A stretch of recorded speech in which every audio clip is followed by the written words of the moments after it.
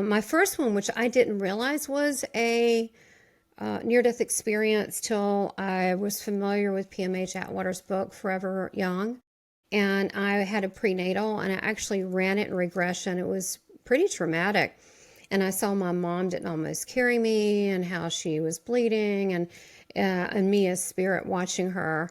So that was kind of my official one. But to get into my first one, I was playing with my cousin hide and seek, and I was 3 years old, and we were running up and down stairs. And so I went to hide, and I'm squealing, shaking my hands, and there's a nail under a dresser. Why, I don't know. It was a pretty nice house, but it pierced through my head, and I thought it was water because it started dripping down, but it was actually blood, and it went through my skull, which I didn't know that, but I just knew there was an intense, sharp pain, and I fell back on the floor, and from that point, I saw everything from above at that point, from above. So I saw my body. I just lost consciousness instantly, and my cousin came, the little girl, my cousin came upstairs, started screaming, told the adults. I could see in that room, I could see all rooms at the same time. So because I thought that was kind of cool, I wanted to see if I could see outside as well, and I could. And then I began focusing on all their conversations, and they got my mom. No one knew what to do. So they ended up, the lady of the house called she was an older lady, it was my mom's brother's, his wife's mother. Anyway, the point is, she called my grandmother, and they came over. And so as this is going on, I pop out of my body. I have a lot of pain, and so I'm now pop out again because I don't want to be in the body. It's a lot of pain in my head area. So as I'm out, I'm seeing this large angel with its kind of orangey looking angel over very big over my head, like to heal it. And it just felt peaceful, and I'm just observing, really kind of not emotional. I'm more kind of concerned. And so when my grandmother came, I had to, eventually got back into my body. And then he said I had a contusion. And so we had to wait that out. And then after 2 years, we had to wait for that, the skull to grow back. I mean, it's kind of weird. So I had to be very careful. But at that point on, I began seeing spirit people everywhere. It just really, it just broke up in the reality. And really, spirit people are around us all the time, but most people can't see them. So I can walk in a building, I can walk places. Generally, they're with that person. For example, I was at a Thai restaurant the other day, and I could feel the mother of the woman, and I don't know, more in the bathroom, but I think she's in the whole place. It's just so crowded. And so I could feel that she was there helping, but I began seeing them to the point that it was very confusing. I couldn't cut it off. They would come to me at night in particular, and they would tell me all about their problems. And I was a little child, so I really couldn't help them. So getting back to my NDE, my next one, when I was 4 years old, my mom was she's from Hickory, North Carolina, and I was born there. And so it's the foothill of the mountains. It's very pretty. It does have like a Switzerland kind of look. And so, because in the valley. And so my mom, she was kind of a hipster, and she was interested in this guy who was a DJ, and he dressed really cool. And so she wanted to have me meet him. So we had a date plan where I would meet him. But that day was very bad. It was snowy and icy, and really nobody was out. But she was very hard-headed, so we went anyway. We were staying with my grandparents at the time, and they were very much so against it. So we went out to eat pizza and then ice cream. And then we went by he was a DJ for a radio station. We went by there. And we were there a little over an hour. They got into an argument, and as we left, she wanted to get married. He wanted to wait and have more money, and so they had this argument going. So when we got in the car, it was he stepped on the brakes in anger and turned the car around. It went into a tree, a very big oak tree. And I was thrown through the windshield, and there was an impact to my face. My nose was shattered. As an adult, 2 surgeries later on my nose to remove a ton of cartilage, which, thank you, God. I mean, my head impact, and, there should be something wrong with me, the way I look, the way I talk, but no, God healed me whole. And it's amazing to me. It's a miracle. And so I went through the windshield, and when I did, I was very confused because it was instant. I was thrown out of my body. Of course, I didn't know that. I just saw it was very, very black. And it was the stillest still I've ever experienced. It was black and still. I was just really confused because I couldn't find my fingers and my feet. And that really threw me. That was very confusing, like, where's my body? And so I see this pin light in the distance, and it's coming closer. And now, mind you, I'm 4 years old, and my grandmother mentioned Jesus, but I don't really know a lot about religion, okay? I'm 4 years old. So he's coming toward me, and he has the marks in his hands, and I can't figure out why. Maybe so I'd recognize him, not really sure. But he's coming toward me, and it looks like, air is being blown back on him because he's like, there's motion. And then behind him, there were people, but somehow I got the sense they were family, although I had never met them. And so he told me that I had to go back. And when I saw him, I was like, I don't really want to. And he said, you have to go back. You can and you will. As soon as he said that, I was back, but I wasn't fully in my body. My mom was holding me in the passenger seat. I was limp. And I was kind of hovering around the body, but what was really wild is there was so many supernatural, metaphysical things going on. I was looking at the park that was frozen, and it's a very small area, but I saw it being like springtime. I saw Native American couple with a baby, and they were cooking fish over sticks in a fire. Then I saw some 1800s people, a couple, and they were walking along, and they had the baby carriage. There were people in the park, and I saw a hot air balloon. So the question would be, am I looking into different like impressions that have happened, or am I looking into alternate realities that's happening at the same time? Or what does that mean about time? I can't answer that. I don't know, but for sure that's what I saw. Then I also saw behind me, there was a firehouse, but again, it was freezing weather, bad weather. Nobody was out. We have this thing called black eye, so we don't want the cars to hit it because of what happened to me. Anyway, so there was a firehouse. No one was there, but yet there were all these spirit people around. I mean, probably around 300. And there was firemen, but they were dressed in old-timey outfits, like old-timey firemen.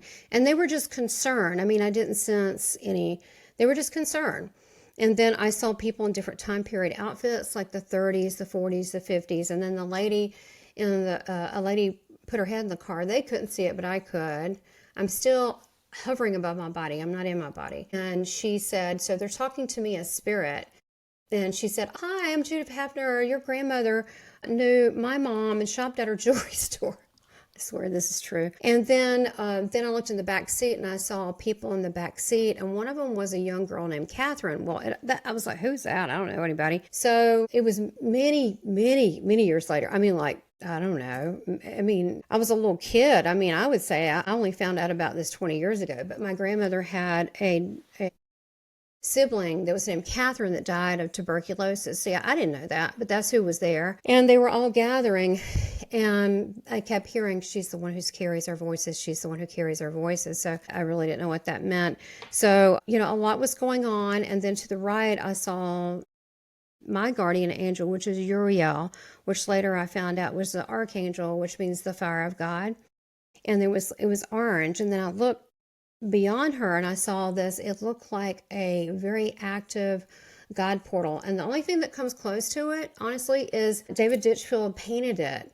And I said, that's the portal I saw. And it looked like, it wasn't scary at all. It was amazing. It was a God portal. It was like waves of orange and yellow and bright light. And it was like I was ejected back. And so I never did go to the hospital at that point. I was, brought away from my grandparents, and she kind of ran away with this guy. And so I didn't really get attended to. And that's one thing that I noticed in PMH Atwater's book, Forever Angels. A lot of near-death experiencers experience neglect and abuse, like they just don't watch the child, so it drowns or it does this or that. And a lot of that happened to me. So the next one you were asking about, when I was 5, was the big one. And that was when my mom had married this guy. She moved 3 hours away to a place called Raleigh, North Carolina, and that's in the USA. And so I was away from my grandparents, who are my protectors, guardians, right? And so now I'm with this man. He wants to adopt me, right? Which he ended up doing it, but he sexually molested me for years. And it was a big family secret not to say it. I mean, literally, my family didn't talk to me for years, but I feel like I have a voice, and I want people to know that, yeah, you can recover from this, but you know, this is some part of childhood stuff that this is one of the things. So I told God, I don't know what this is because I'm 5 years old, but I just don't want to deal with it. And I really, I can't stay here. So God listens when you're serious like that. And so I got really bad flu, strep throat. Then it turned into pneumonia. I had a fever of, it was like 103.9. Then it was, 104. It kept climbing, but that's really, last time I heard it, but it kept climbing. And I was not taken to the hospital for 2 days. And then my mom called the hospital and they said, put me in a tub of ice, which that's very vivid to me still, because that was awful. Because, when you're freezing, you don't want to be put in a tub of ice. But they were trying to get my temperature down. And then she washed me off and put me to bed. And within like 30 minutes, I was drenched wet and my lungs were shutting down. So finally she said, we're going. And the reason we didn't go is, which later on became my, that was my stepdad. That later on, he just didn't want to pay for it. He said, we don't have the money, which my grandmother and granddaddy, they would have paid for it. But that was just some silly excuse. But she said, no, we're going. So he has a company car from a radio station. So it's a media car. At this point in time, it's when Martin Luther King was assassinated. You're not supposed to go out. They had martial law. It was a big deal. And so it's the South. He got, he was assassinated. So you didn't go out. And there were definitely riots, but we had to. So we go out, we go to the first barricade with military guards. And they say, what's your, you're not supposed to be out. What's this? And he just said my daughter because, I guess because instead of explaining it all. But at that point, he was not. He didn't adopt me at that point. But anyway, it needs to go to the hospital. And they saw him and they go, oh, we'll call ahead. Well, so that was the first blockade. There was many. And on the way, I died. And I went above the car and I was observing all the fires, all the riots in the background. I could see them everywhere. And I watched, and I would come back in and I would listen to them. And my mom was yelling and crying and cussing, my stepdad. And then, so when we finally got to the hospital, which they did they passed us through, the guards, everything after that. We went to the hospital. I remember the hospital because it reminded me of a dinosaur. It was Rex Hospital in Raleigh. And so they were waiting for me. So there were 12, eventually it was 8 people, but it was 12 that came to get me, and there were some doctors. They rushed me in, and they assigned me as 15 minutes dead on arrival. But I flatlined multiple times for 2 hours, and I would go check on my body and see them like pumping goop out and all this stuff, and a lot of medical stuff, they said, and they were trying to get my vitals. The doctor went out and told my mom sitting in the waiting room. I don't think she understood, but they were trying to get vitals. I mean, I was dead. And she was like, oh, okay. I don't think she understood. But finally, after much attempt, I should say during this process, I'm in the hospital roaming around. I'm fast as a bullet. I feel free. I feel great as spirit. I'm trying to be angelly, trying to help people in rooms and talk to them and encourage them. And one little girl saw me by a snack machine. She did see me in spirit form. So I'm running around the hospital. And then I go back, I'm like, ooh, that's kind of gross. But when I came back this last time to visit my body, there was tears. I thought, why are they crying over?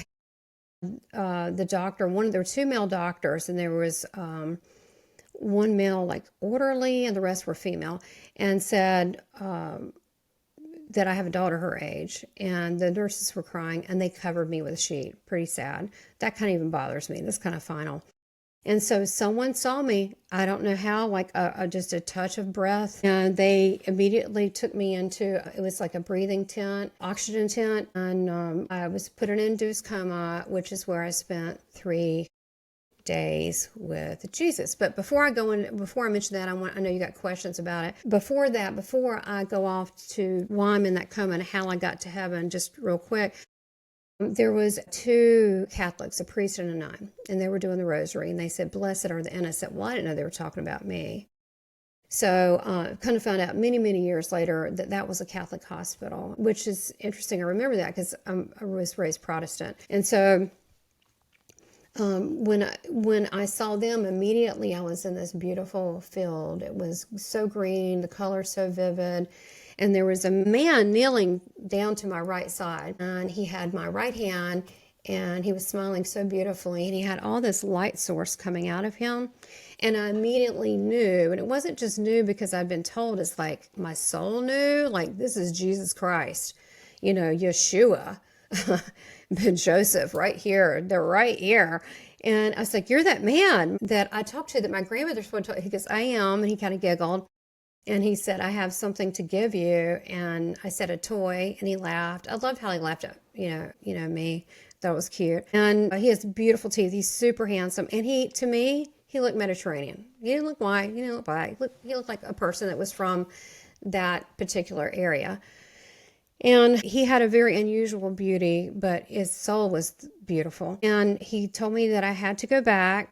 And I told him, "I can't do this. I can't do this world. This is a tough world." I said, "I can't do this." He said that I could stay a little bit and he would answer questions. And he said he had something to give me. So he pulled off something from his belt. It was like thread, and he wrapped it around like a friendship bracelet. And he said, "I wrap you in my love, protection, and wisdom. Much is given, much you'll give. Through the small things, the big things will be done. And through the big things, the small things will be acknowledged." And he said, "You can stay a little bit and walk with me."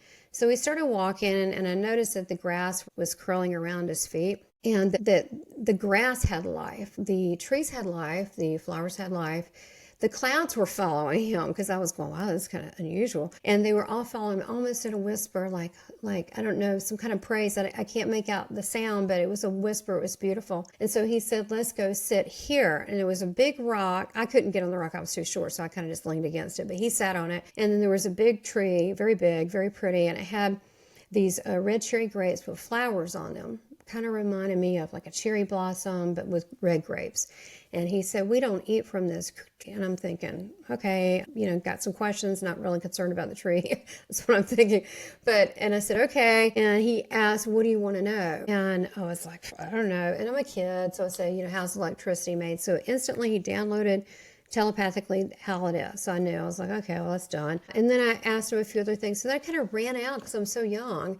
And then he began talking to me, and he began telling me about how life is. And he said that where we are now in heaven, he said, you can think something that happens instantly. He said, but in earth, where you're from, it takes a while to manifest. And he said, so you need to really be careful with your words, because your words have energy and frequency, and they're created by your intention. And with your words, it comes into existence.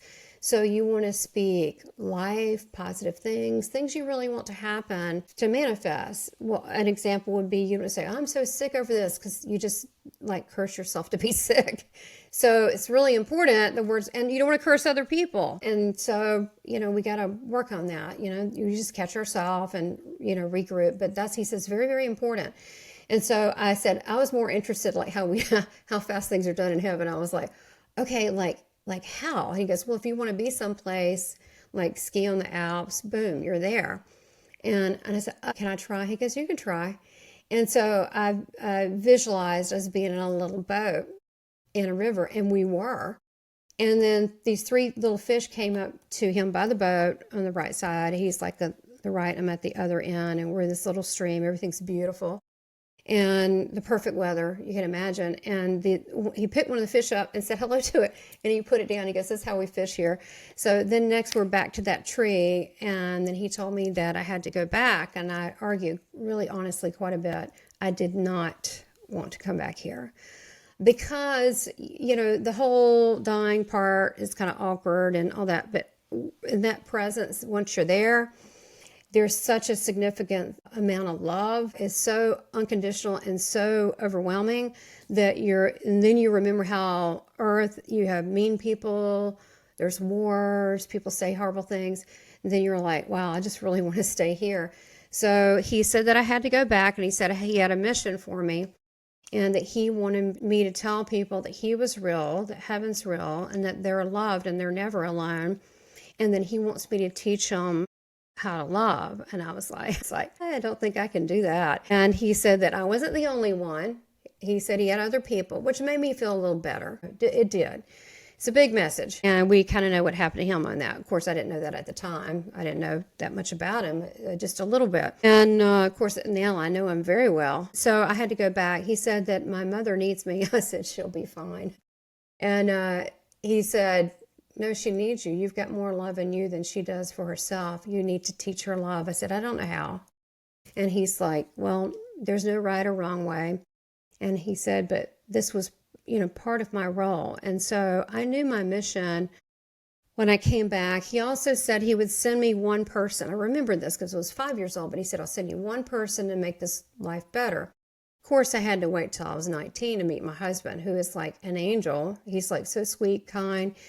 He's muted so much upset from and anger from the sexual abuse into love. So Jesus really knew what he was doing. And he was an absolutely perfect fit for me. Creative, artistic, mind expanding topics. It was perfect. And so he knew exactly what I needed. And he said that I would not be the only one doing this. And he said, at some point you would meet them. I have to say it's been later in life, but I have met them. There are people, not everybody, but that are genuinely on this path really trying to help. And it gives me comfort. So I know you had some questions about Jesus. I had some more near-death experiences where I did a drowning, heard angels sing, saw the water open up at 10 on a family vacation at the hotel pool. And then I had a pill reaction and saw white lines in the universe debunked into the matrix. That was 38. But I know you really want to stick on the Jesus. Is there anything you want to know about that? So I want to pause for a second and ask, first of all, how did you feel growing up and fitting in with your peers and figuring out where you were with all of these gifts and knowledge and experiences? What did growing up like that feel like for you? Well, Sabrina, I told you I would be authentic, and so that's what I'm going to be with this. It was really, really difficult. I hid who I was most of my life because I could see spirits. Like I said, it got worse. But let me start there real quick. Remember I said at 3, it opened up that door with the nail through my head. I pierced the skull, which I don't recommend that, but that's what happened.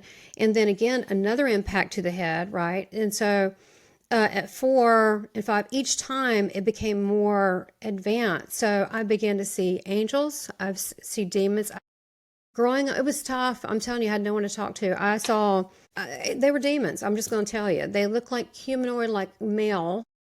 They were humanoid, okay, the size of a man with the tadpole, with the, and I would pray, and I would pray. And I think it's what I was seeing into multiple realms. And they couldn't touch me, but they were trying to intimidate me. But what that taught me is how to stand in God's boldness and how to stand in God's love and power. Because now I can walk through the street and see something or someone with attachment, and they generally don't bother me. And they know that I know, because it's about that fearlessness, stepping into that. But at that time, then I had lost spirits come and talk to me. It was a mess. And I had no one to talk to because I'm just a little girl. So I think my grandmother knew, and it was always kind of protective, but I was very much so gaslit growing up, that I had an imagination, that I make stuff up, that, all this. And so I think part of that is back to that book I was talking about with PMH Atwater, because many childhood near-death experiencers, their parents or the guardian, whoever that is, doesn't want them to find out, because somehow they're responsible. So to get a jump on it, they make them wrong. But it was very difficult, and I really didn't know what to do with these abilities. I honestly thought it was normal at some point to see and to hear people in spirit, because we're spiritual beings too. We just have bodies right now. And so some were lost, some were ascended. They were all different kind of vibrations. But why early on, it's all what I've known to be like this. I've had to master these things about different frequency, different realm, quantum travel. No, yeah, and I used to read a lot of books. Starting at 12 years old, I was in the library, not with the cute girls, which they wanted me to be in the little club, And I'm like, no, I'm in the library trying to figure this stuff out, reading Edgar Cayce, so which had a near-death experience. So I was trying to always figure it out. And what I find is there's more layers from the near-death experience to altered states to raising of consciousness, and that allows you to open up your pineal gland and abilities. And this is within all of us. I mean, we don't have to have a near-death experience to realize we're an amazing divine being. And I truly mean it 100%. Every person that's here now, it is not a mistake. You are here now for a very timely manner right now. And whatever you feel your next step is, I don't care how strange it is or how scary it may sound. Usually it's scary good, like, oh, it's scary. Yeah, it's good, but I'm scared. It's usually kind of one of those things. You need to do it because God put everyone here right now for a specific purpose. And when it's your time, it doesn't matter. You can be perfectly healthy, jogging. You could be, and then there are people that you've seen it. They have multiple near-death experiences that God says, no, not yet. It was difficult. Now I look in my life now, all that's helped me to help others. That's what that was about. You know how God is. All that stuff was really not for me. It was for other people. Well, it's amazing that I look at myself and then I can see it in other people. Even as a little child, we had the beginnings of who we are. I used to, I think it was early on, I think it was John Edwards. I think it was him. Maybe it's someone before him. And I said, I can do that. And I can do that. I've met him and I'm trained with people like that. I can do that. But what I'm saying is that actually we can all do that. We just need discernment. I think it's very important. But now I think it helps from what I know, because I've so intensely studied things. I've lived it, that now I've really mastered a lot of things. And now I can tell people when they feel anxiety or concern, I can just, boom, come in and give clarity right away. And they go, okay. So I kind of, have all this knowledge that I can just cut through it and tell people things to help them on their journey, whether it be intuitive or channel things or whether it just be my experience. And so now I'm kind of at that point thinking how do I want to use it now to best help people? Because we talked pre-show, there's so much negativity out there. I mean, it wears you down. I mean, I hate to even turn on like Instagram or any of these things because and then I have friends sending me stuff and I'm like, really, the world is not going to end. It is just not. It's not. I mean, we're going to be okay. I kind of briefly skimmed over it. I didn't know if you want to go into the whole alien thing, which is part of this, by the way, because it goes, okay, Sabrina, it was tough coming out about my near-death experiences because, I still have family going, don't talk about it. Think about it. I still have that going on. At my age, I still got that going on. I'm not a little girl anymore. But then the alien part is that's really now the part that's like, oh my gosh, how do I say this? So it's been challenging for me to speak out about different things. And then I've been processing all of this. To answer your question, when I was 10 years old, we were at a family vacation at Myrtle Beach. It was at a hotel, and there were boys playing volleyball. And they were like 14, I was 10. I was a little pervert. I really liked boys. I'm like, oh, look at the boy. They were older boys. I was like, wow, look at that. And so I'm swimming under their legs and I'm like kind of hanging around, looking at them very like it's a science experiment, like, what are these? These are boys. I was swimming around and I kind of had so much fun swimming around under the pool. There was a lot of people. It was very crowded. That I got hung up under someone's feet, and it might have been them playing volleyball, but there was just a really busy pool. And so I couldn't get up, and someone didn't know that I was down there. And I started taking in water, and then I began to hear, this is so true.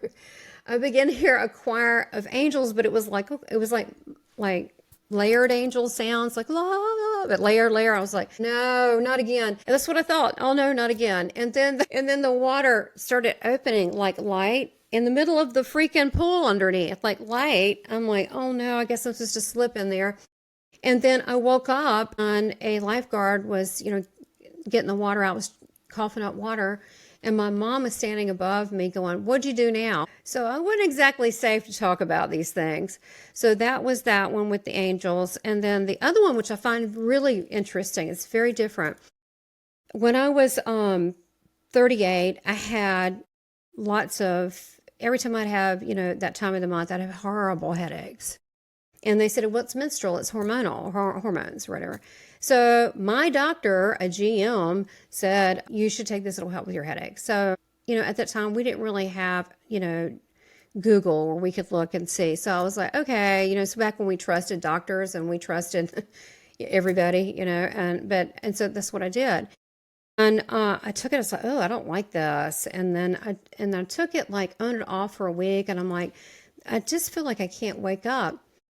So I took it and I was like, maybe it's just me. It should help with my headaches. And then so I took it one day and I went to bed and I woke up like bells going off. It was just kind of like ding, ding, ding. I woke up and I can't explain it, but I could not talk. I don't know why.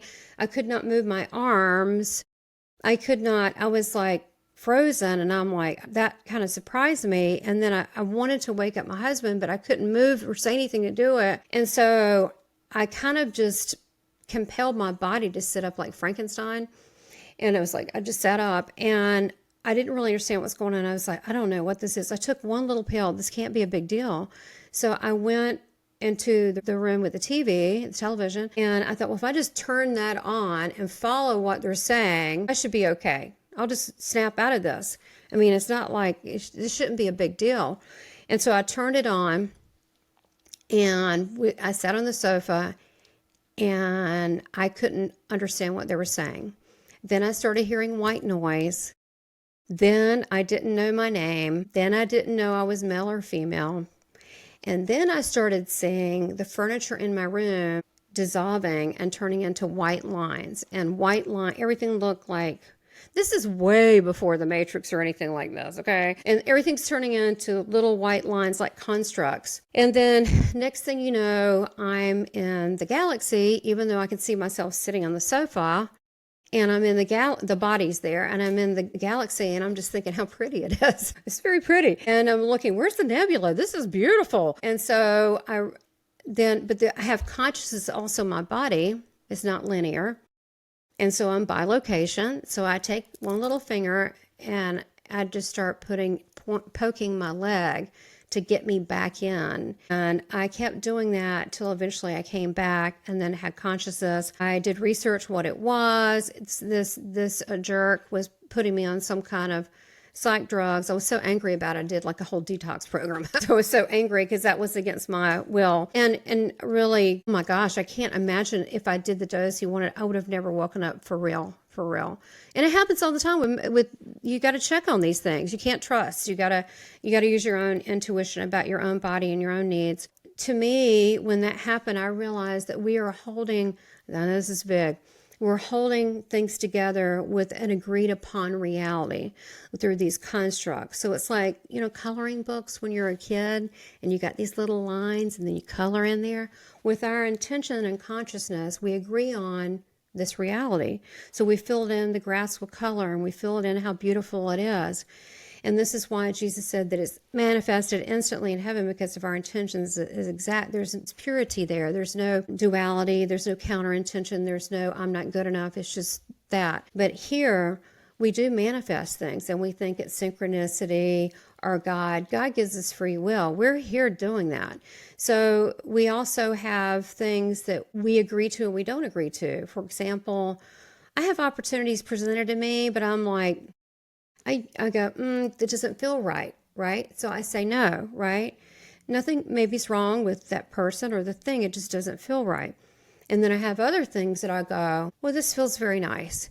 And so we have choices, which direction, how we build it from there. So looking at the lines, I definitely do think we're in a holographic universe. I think that our consciousness is trapped in these avatars. I also believe that we live not only multiple lifetimes, which I've had over 400 hours of past life, but that we are also, this is a lot, on other timelines, our consciousness in other bodies and on other planets. So we're pretty big. This is just a version of us now, because if we're truly a creation of God, we are not linear. We have got a lot going on. It's just really hard for us to consciously connect, but we're here to learn, and we're here to learn through adversity, which sort of sucks. I've been telling Jesus, do we have to keep doing this whole pain and adversity thing? I got it. Okay. I've been here so many lifetimes. I got it. I'm ready to move on. And there's a lot of people that feel the same way. And you can see it now in the world. You see others like they want to argue and they want this duality and they want to force people to do things. And you have other people like, look, I'm just ready to move on to greener pastures and just everybody get along. And you can literally see this split in the world. So we're literally for the first time you can see the literal timeline split. Now it's really crazy because it's really metaphysical, but we're going to literally see these people almost like you're looking through a window. And you're going to see their lives, but then you're going to have your lives, the ones that choose love. So sometimes I just get downloads and I know. Other times I have a little conversation with Jesus because I trust him and he tells me things. He tells me everything. I mean, like stuff you wouldn't even imagine. I'll ask him. Sometimes he doesn't give me a full answer, but he'll tell me. As far as the timeline split, I have to, first of all, let's observe the last 5 years, right? There's been a force upon people and their just, their, what do you want to call it? Human rights. Let's just say that, about, what you do, where you go on, whatever this, and there's still talk about this. Okay. But the positive side of that is all over the world is woken everybody up to go, wait a minute. You mean all that time I was eating Pop-Tarts, it had that red dye in it, those little candied pastries, and then they're thinking, well, what else is not true? So people are waking up. And that's why maybe some people watching are angry, because if you find out someone's not been telling you the truth, the first thing is what? You get angry. But you don't generally stay there. Then you go into, what do I need to do about it to take responsibility for me and my family and community? So people are looking out for one another. Have you noticed that? Some people are being whistleblowers and alerting, and sometimes it's too much. Like if I see one more thing on parasites, I'm going to scream. But they're trying in their way to help to alert people, okay? They're trying to. But it's caused this all over the world, and it's caused a consciousness of love forming. And what happens is okay, you asked, so I'm going to tell you how I see it, and we'll just keep going with it. But if you have a question. So we have, say, the earth, right? Above the earth is this dark, gloomy cloud kind of thing. And that is the consciousness that the lower beings, the archons, are trying to control. Above that is a light grid, and that is angelic, and it's totally around.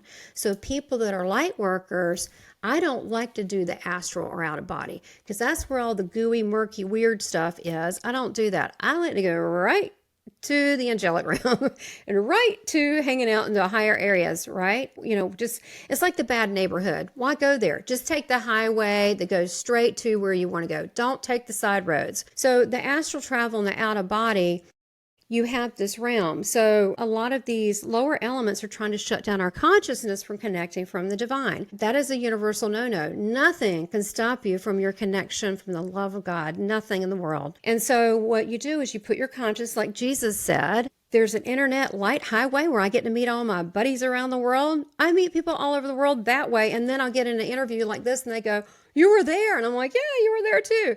So we're connected. Our souls are connected. Something big and glorious is happening. We're awakening and coming together. The planet's becoming smaller and smaller. We're taking spiritual responsibility. We're letting each other know we love you. We don't want anything. Look, I get very upset around the world when things happen to people because they're part of my family. They're part of humanity. So even though there's this horrible duality going on, it's kind of like being in a schoolyard and you see the schoolyard bully acting out. Everybody can see it at some point. There he goes again. So everybody can see this all governments, they can, whatever they're doing, we can kind of, oh, there it goes again. We can see it. And so people have woken up, and the ones that don't, that I was talking about, that like the Matrix, taking the blue pill or the red pill, that they want to be told what to do. They want to be asleep. They don't want to take responsibility. They want just me, money, money, and they live in this materialistic world. They may or may never get out of that. But what's happening is they've decided to go this way. And what did Jesus say? The intention and decisions are very powerful. So they're going to go that way. But there's so many of us now, you can feel it. They're like, nope, I'm choosing love. I want to love people. And it's not just a hippie movement. It's a soul level agreement. It's big, big stuff that we're all literally going on a different timeline. Now, Jesus did tell me, he told me this a year and a half ago, maybe 2 years. He said, now I need to tell you something. Sometimes he'll just talking to me. He likes talking to me in the shower. And I'm like, okay, what? And he said that there are going to be some people that are going to be leaving. And I went, what do you mean, dying? He goes, some of those people you'll know. And some of those people you're going to be very upset. And he said, this is going to grieve you to see this, because, I'm tenderhearted, right? And he said, it's going to grieve you, but you need to know there's a reason behind this. They've agreed to this, and I love them, and they'll be taken care of. So he told me recently, I have a friend who's passing actually right now. It's so sad. She's very young, of her 2 young children. She's on hospice. Like it's any second now. It's just incredibly sad. And I asked Jesus about this because she's an incredibly just loving person to everybody. People love her. And he said, something big is going on in heaven. And there's certain people I need here.